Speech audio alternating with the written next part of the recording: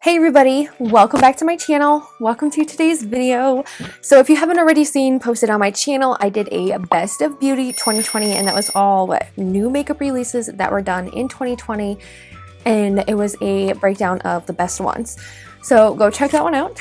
Today we're talking about worst of beauty 2020. So these are products that were really crappy in 2020 and some of them maybe old, but they were new to me. Actually, some of this was pretty new or a new release in 2020 or late 2019. Let's get into this video.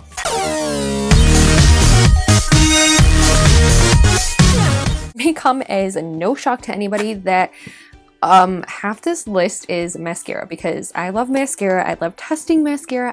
I love finding a good mascara formula when it is worth it, whether it be high-end or drugstore, or kind of in between. Like, I love finding a really good mascara formula. I have like a whole bunch of mascaras that were bad in 2020 that actually, I don't know if one of these was released in 2020 or two of these were released in 2020, but they were bad and I tried them in 2020 and they were just bad. Some of the things that I will mention in this video, because they just didn't work for me, I have decluttered.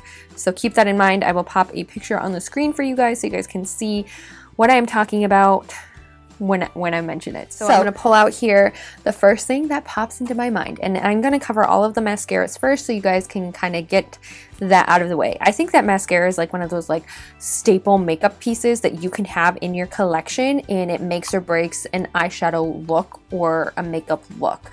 So like you can have just like a basic face of foundation and maybe some concealer or a little bit of bronzer, and then your mascara is what makes your eyes come alive. You don't need eyeshadow to complete a makeup look. Like, you could just wear mascara with a little bit of foundation or concealer and you're good to go. The first one is the Urban Decay Troublemaker mascara, and I tried this one in a video when I opened up my Stone Cold Fox palette from ColourPop, so not too terribly long ago, like earlier in the fall. This was a mascara I was told that was going to like lengthen, separate, and volumize my lashes, and it did none. It did nothing. I think the only thing that this is really good for is just separating your lashes. So if you're looking for a mascara where you can layer it with another one that maybe gets a little bit too clumpy, you can layer this mascara and it'll separate your lashes. That's the only thing I have found that it is good for, is separating, because of the way that the brush is made. The packaging is super cute. It is like holographic and it does like a shift from a purple to a green to a yellow. It's really cute. The packaging is adorable, but they messed up on the formula. The formula is not good. It does not make trouble. It makes not trouble. Like, it's just horrible. And then second mascara I'm going to mention, this is the Chill Out Volume Up mascara. This one is from the Shein makeup line from Sheglam. It's from the Shine shopping site. Yeah. This mascara I also tried when I was breaking into the new Stone Cold Fox palette that ColourPop released, and I needed a new mascara, and I was like, oh, I might as well like try this one because it says it's volumizing. It has, the properties that I want, like volumizing, lengthening, and it just makes your lashes look fluffy and full, and it literally did none of that. I put this on my eyes and I looked like I had nothing on my lashes. It was so bad. Not to mention, this has fibers in it that is not included on the box. Like, it has no eye and safety warnings on the box. It says it's just your go-to for big drama eyes, a mascara that lengthens, thickens, and curls your lashes to give them extra oomph. Now, when a mascara puts like fibers in the mascara, there's supposed to be like an eye and safety warning about like if you experience irritation, remove it right away because it has fibers in it. They don't have any kind of disclaimer.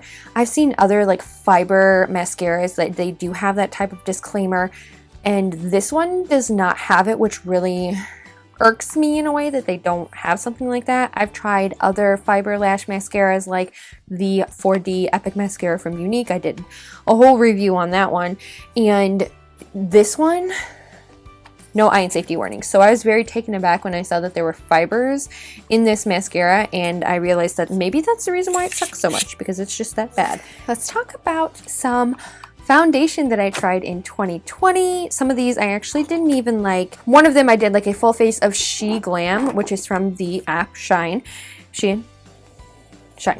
One of the two. I don't know. I don't care. Anyway, so I tried the Shein She Glam foundation. This is in the color 01 Natural, and this is actually way too dark. And it has like a yellow undertone in it. So anytime I wear this foundation, I look like I got a fake tan. Like a nasty fake tan. Like we're talking orange man tan. And I only like to use this like if I'm able to use some sort of brightening, or like you can add in like another foundation so that it kind of like tones down the orangeness a little bit.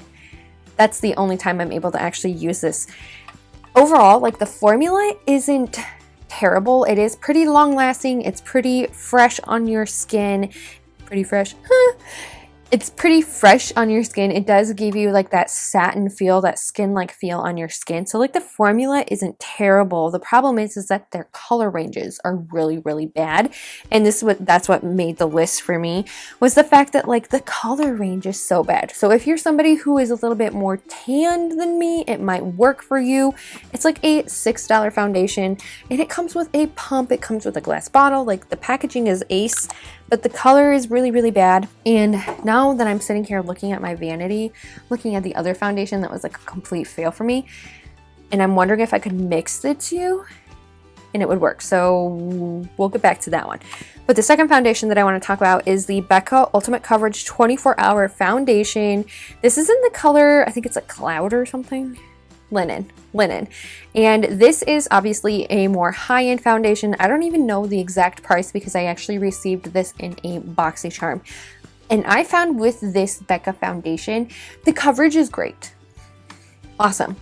But it dries down so fast on my skin that it is super hard for me to work with. It's like one of those, like, you put it in one spot and it like sticks and it doesn't go away. And it's hard to get off. While the foundation match is like really good for me, and I do like the coverage, the way you have to blend fast, and I'm not one of those type of people that has like a blend fast thing. Like I like to take my time, make sure it's like even and, you know, blend it out really nicely. Having a foundation that, you know, is able to be worked with like that is a lot easier of an option than, you know, a foundation that just dries really, really fast. So this one was a worst for me. Now this is an older foundation where like it was released like not in 2020, but for me, this I had to include on the list because it just wasn't that good for me. And now I'm wondering if I put these two together, if they would look really pretty. Like I'm thinking maybe they would, because you would have the full coverage of this, the satin of this. This one was a little bit light for me, and then this one was a little bit dark. So maybe adding these two together, they would be a really pretty formula. Like, who knows? I did use this Becca foundation when I created my own like BB cream. So I used this, added it with a little bit of moisturizer and some SPF. I added it with some sunscreen, some hyaluronic acid, and it did help with like the way that it dries down on my face. It's just, maybe it's missing that whole like moisturizing factor in there. I don't know. I don't like the way it dries down by itself. It did work better when I turned it into a BB cream, but it's still, on its own, it just doesn't work. Let's talk about one that I just posted on my channel that like it had to be included in this video because it is so bad. So bad. It is the Jelly Highlighter Eyeshadow. I don't know what this is. It's called the Starlight Glow Crazy Illuminating Jelly.